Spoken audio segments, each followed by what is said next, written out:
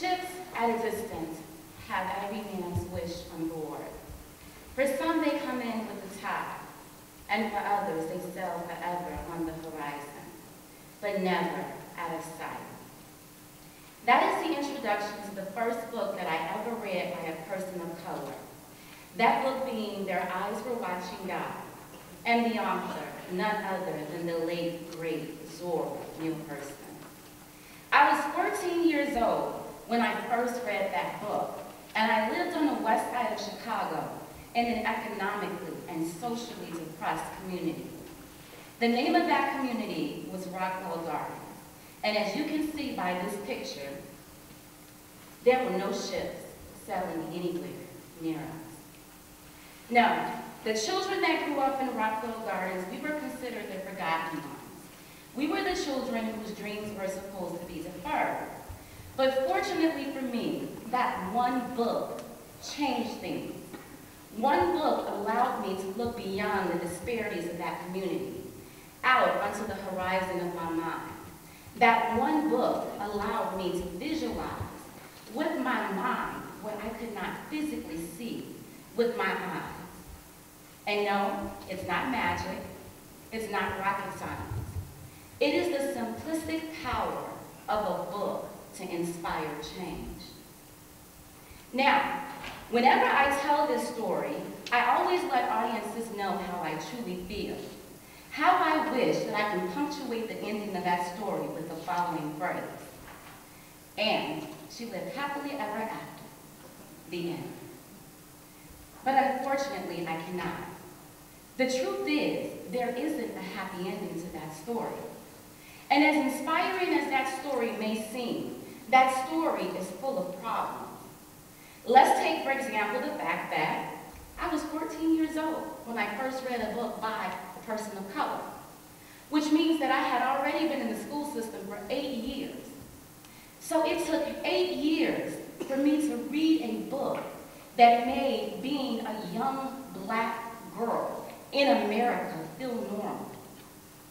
Later, when I became an adult and I went into teaching and then later became a librarian, I learned the reason why it took so long for me to read a book by and or about an African-American person. The reason I found out was because there is a lack of diversity in children's books. And I use the term was very purposely because there was a lack of diversity in children's books when I was a little girl. And guess what? There still is a lack of diversity in children's books, and I'm an adult. I also learned that in the field of education, there is this social norm that relegates the teaching of cultural diversity to special occasions. So in essence, when we finish talking about Dr. Martin Luther King Jr., or when we finish celebrating Black History Month, or any other cultural event, somehow everything resets itself to the status quo. Now, the best way that I can describe the status quo to you is to tell you about the work of a former educator by the name of Nancy Larry, who in 1965, she wrote an article and published it in the Saturday Review, and her article was titled, "The All-White World of Children's Books." In her article, she details how she surveyed over 5,000 children's books over the course of 2 or 3 years. And out of those 5,000 children's books, she estimated that only 6.7% had representations of African Americans. Fast forward to 2017, the Cooperative Children's Book Center, they keep similar statistics.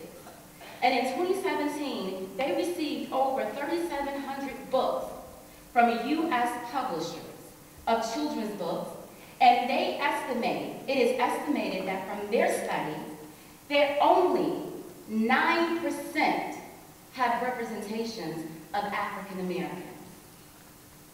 So Nancy Larry said of her work in 1965, she said, in America, over 6 million children are learning to read and understand the American way of life in books that either scarcely mentions them or omits them entirely. We know that that number has grown exponentially. Yet I ask myself, is it possible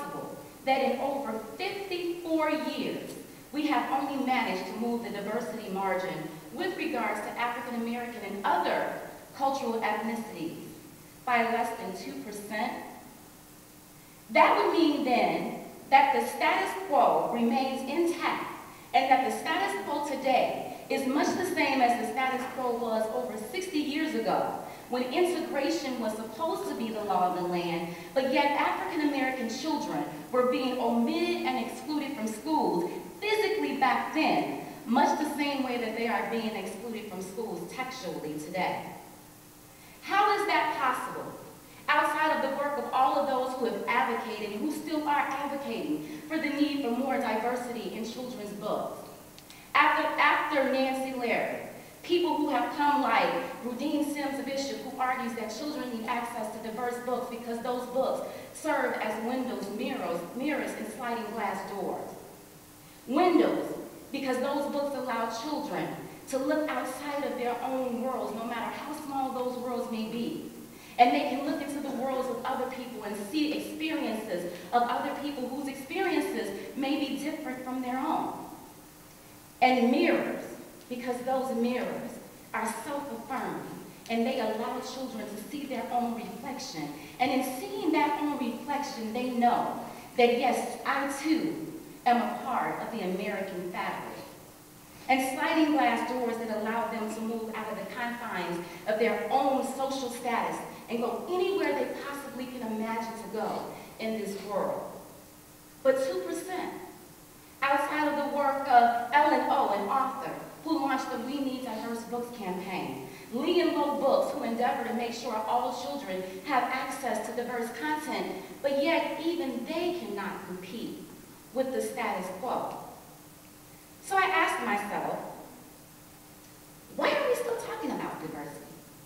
Is it even worth continuing to have these conversations if it seems as if our words are only falling on deaf ears? And to that, my answer is I'm torn. Because on the one hand, I say yes, we need to do whatever it takes to let people know that our children, all children, benefit from having access to culturally diverse books, because those books can begin to help bridge social gaps between people who have differences among themselves, or that those books can serve to foster tolerance. Hopefully, if we feed that to our children, instead of feeding classism, socialism, and colorism, then maybe one day those children will grow up to be adults who will no longer feed the status quo. But then, on the other hand, I think, perhaps the conversation is the problem. Walt Disney says this, and it's very simple. He says the way to get started is to quit talking and to begin doing. Because if we're talking about it and we become complacent in the conversation, when will we ever get to the action? So now, my story is not a fairy tale. It's not a fairy tale because I know that so many other African American children and children of color who are growing up in communities similar to the one that I lived in, they do not have that same opportunity to be inspired. Yes, one book changed the trajectory of my entire life, but I want to be honest with you, 14 years old was too late for me to read a book by and or about a person of color.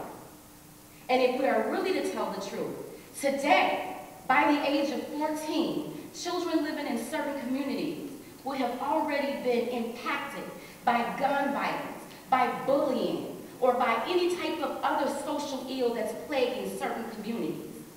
Then, before they have the opportunity to be inspired by a book.